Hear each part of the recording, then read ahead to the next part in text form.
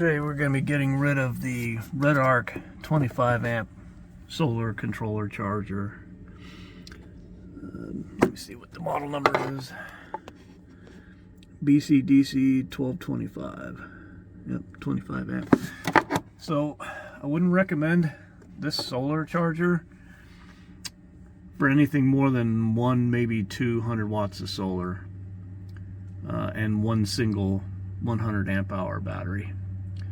This is one they installed from the factory at 4-Wheel Camper. I'm sure it would do fine with a single panel and single battery. It's a good charger for that. I've got 300 watts of solar and two 135 amp hour Dakota lithiums, and it just can't handle it whatsoever.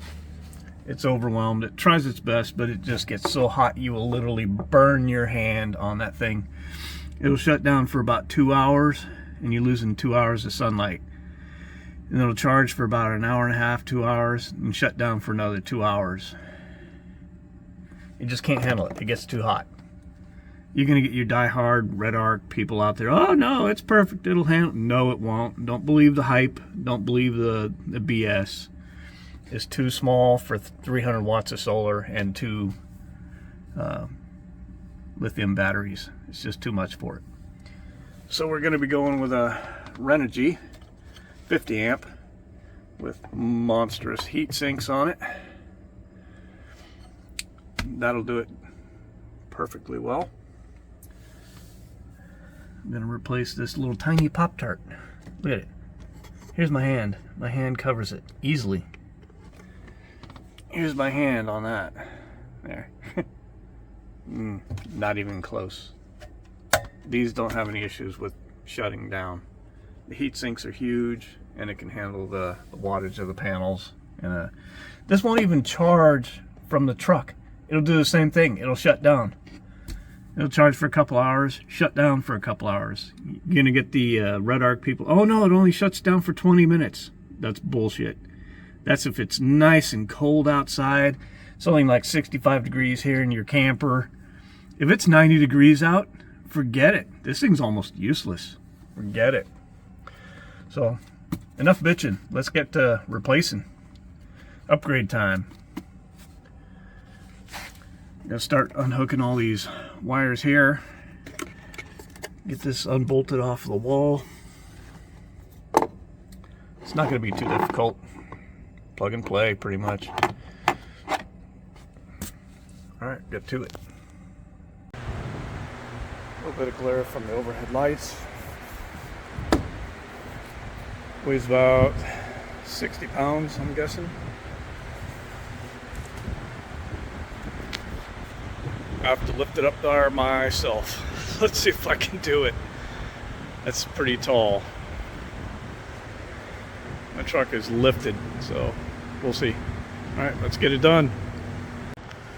There's the panel. It's a little dark in here, getting late in the evening.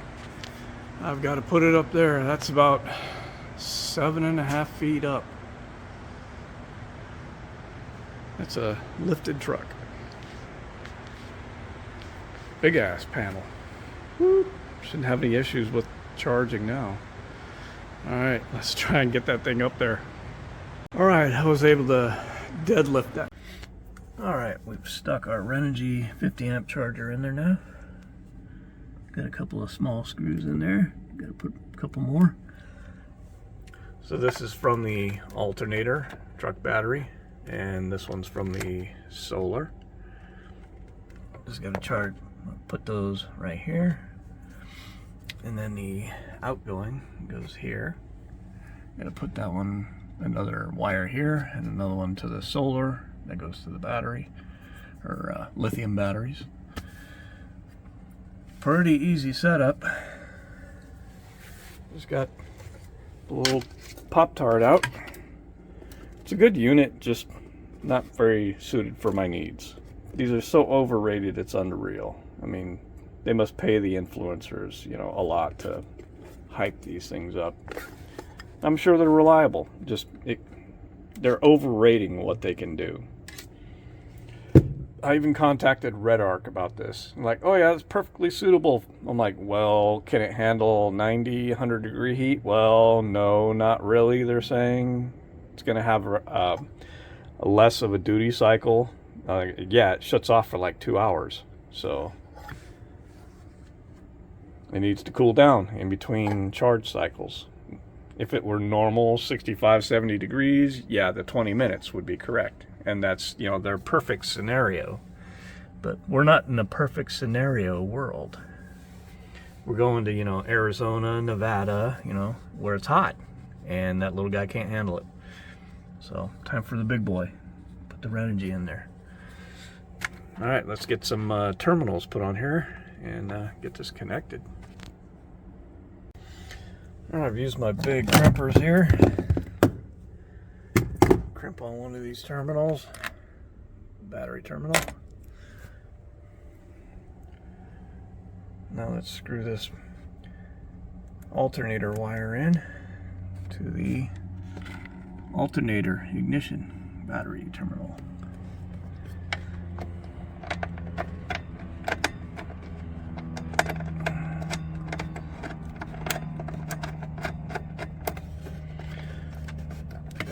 Push that down in there. Sorry for the lighting. It's towards the evening. Snake those wires down in there nice. There's a cover that covers these up after I'm done. Then I'll have to make some new wires to go over there to the terminals here. Halfway there.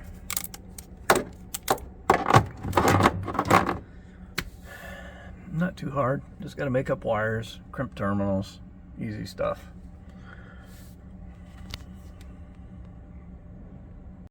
So here's where we're at. That right there is alternator in, alternator out with a fuse in between. That remove the fuse. And then that normally would have come over to here for solar power, and then solar up to the battery where there's another MIDI fuse. It's up there inside of the battery box inside of here. These are way too small for my bigger cable here because we're going to run 50 amps now instead of 25. So I'm going to run a jumper wire from here to here to combine these two wires instead of having to run a thicker cable all the way up to the battery. They did two separate wires so they could separate alternator and solar. You don't need to do that with the Renogy. This thing takes care of it all in one. No need to separate anything. So we're going to use both of those wires to combine them to make basically a thicker wire instead of having to run our own wire to the battery. So that's where we're at. Let's take care of that and get that going. Did not want to run another wire all the way to the battery. We'll just run a jumper wire out of this thicker cable here. Show you that in a moment. Let's get to it. Alright, now that we've wired it up, I went ahead and pushed this small little button right there until it goes to the battery type. Blue is lithium ion. It was green before.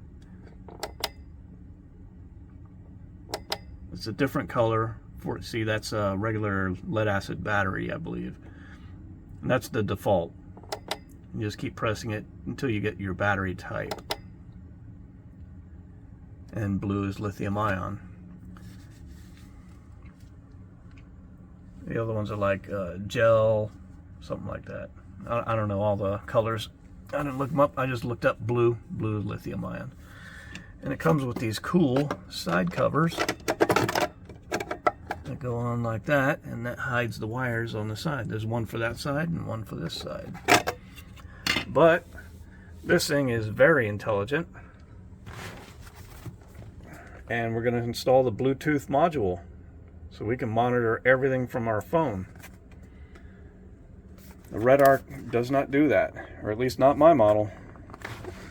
Let's get this installed. Let's unbox this thing, see what it looks like. I imagine it looks just like that. Oh wow, it's tiny. Okay, that's even better. Oh nice, just plug and play. Don't need to do much at all. Dang, that's nice. Don't have to screw anything in, just plug it in. I doubt I'll even hardwire anything. I'll probably just leave it like that. Maybe throw one screw in there. We'll see. All right, let's plug this baby in. Let's get this Bluetooth cable plugged in. Bluetooth module. Got power and link. That's what that says, power and link. Plug and play, gotta love that.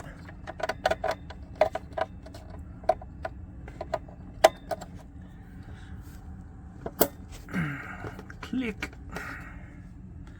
Nice. I'll tuck those wires away. Put that cover on it. Imagine the blue link light will turn on when I link my phone to it. That way I can monitor everything with my phone. That is super nice. Let's test that out. Can't show you that because can't show you live. Alright, be right back. Finished product. Got the cover on the fuse panel. Got everything all hooked up. Bluetooth is activated. Blue light's flashing. On my phone I've got all the information. How much power the alternator's putting in, the solar. It's happy now that it's got the blue light for the lithium batteries that are on board. Not entirely sure what the amber light is. Probably just means, you know, it's good that it's hooked up to the battery, whatever, whatnot. I'm not totally sure. You'll have to look that up on the Renogy website. I don't have all the info on hand, but I know it's good. Got the covers on. Nothing's exposed, no wiring. Perfect. Need to put everything back together, all the cabinetry and whatnot. Good deal. Next is to put some sliding drawers here. I'm gonna get some steel ball bearing sliding drawers that'll fit there. And on top of the microwave. All right, we're making progress. Checking on the status here. It's had a partial day of sun. Today was kind of rainy, but we've got a little bit of solar coming in, even though we're kind of in the shade, and it's back charging the system into the house battery. Excuse me, not house battery, the starting battery. This is the house battery. We got green for totally full. Lithium. Cool. It's using solar to back charge into the starting battery. Nice. That's what I was looking for. Super easy to read. Get yourself a Renogy. These things are nice. So I only use Anchor marine grade wire in my builds, using 6 gauge for my solar charge controller. Nice thick stuff. If you can afford it, it's not much extra. Probably another $8, $10 more than regular cheap Chinese wire. This is good stuff. Get it if you can.